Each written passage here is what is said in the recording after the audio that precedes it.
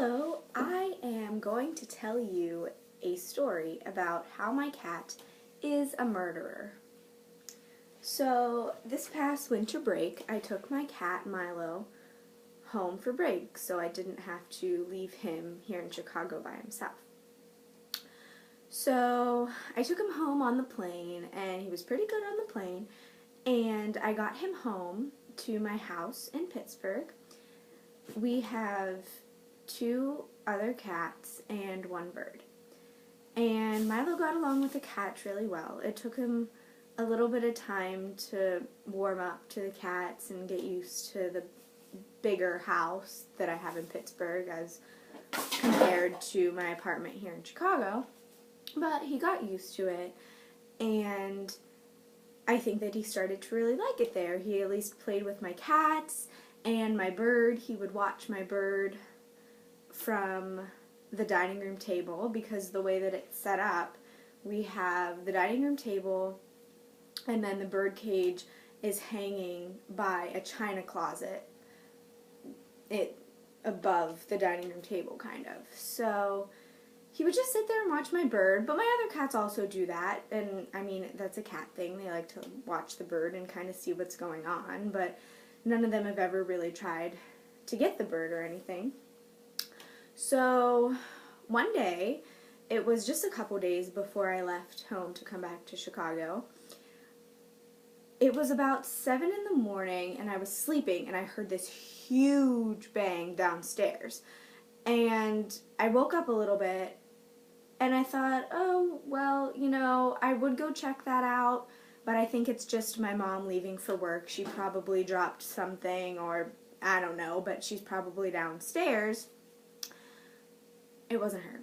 But anyway, I didn't pay any mind to it. So later, I got up a couple hours later, and I went downstairs, and something just felt really off and just really weird. And usually when I walk downstairs, all the cats will kind of come and just be walking around and just kind of greet me and say good morning and whatever. So, especially Milo. He's a really good cat, and he always likes to, come say hi in the morning. But he wasn't anywhere to be found. I didn't know. But I wasn't really paying much attention to anything because I had to get somewhere and run a few errands. So, I just wasn't really looking around or thinking anything was wrong. So I left the house, and then I came back a few hours later after I had finished running errands and doing what I had to do. So I walked in, and the cats still weren't really coming around, and finally Milo kind of was just walking around and just came up to me a little bit, and then I noticed that the bird cage was no longer hanging in the dining room. So I walked over to it, and I saw it on the floor. All of the bird seed had been kind of spread out on the entire floor. The roof of the bird cage was ripped off, and my bird wasn't there. So that had happened one other time when one of my cats kind of knocked it down, but my bird got out and I was able to catch him after that because he just went somewhere my cat didn't chase him. But anyway, so I was like, oh, well, maybe the same thing happened. So I looked around and I looked around. I didn't hear my bird because he's a finch, so he has a really, really distinct tweet. But I didn't hear him.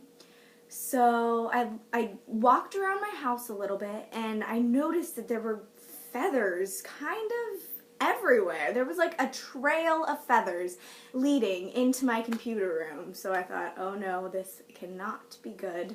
So I walked into my computer room, and I saw my bird, well, not completely my bird, but my bird's feet and my bird's head. My poor little bird had been murdered, and the only thing that was left of him was his head and his feet. So I was really freaked out. I just looked at it and kind of gasped. And I knew that there could only be one culprit for this bird murder, and that was Milo, because my other cats had gone this long without murdering the bird. And Milo he's very playful. He's still a kitten. I mean, it's kind of what he does. So I was so mad at the whole thing. I couldn't believe that he had actually eaten my bird. So I went and I found Milo, who was in the other room, and I picked him up and I yelled at him and I said, "You cannot murder this bird!" And I showed him the bird cage, I showed him what he did, and then I locked him in the bathroom to tell him that that was not what you do. So then I had this crime on my hands that I had to clean up, which I was also not prepared for, because I'm not a big fan of dead things. So I called my mom, and she was still at work, and I asked her if she would be home soon, if she could help me, or like just give me support while I did cleaned up this terrible thing that had just happened. But she wasn't coming home soon, so I was really sad. And I tried to call kind of all my friends just to tell them what had happened, because I was still kind of in shock, because this pet that I had had since I was 15, so for almost 6 years, I had just been killed by my cat, who I loved. But anyway, my best friend ended up being able to come over, and he helped me clean up the entire cage, which was still such a mess. And he picked up the remains of my bird, and we kind of just threw everything away, said a little prayer for my birdie, and there's still feathers all over my house, just to show what had happened. We couldn't clean up all of those, because that must have been a wild chase, because there were feathers everywhere. So yeah, that is the story about how my cat, Milo, is a bird murderer.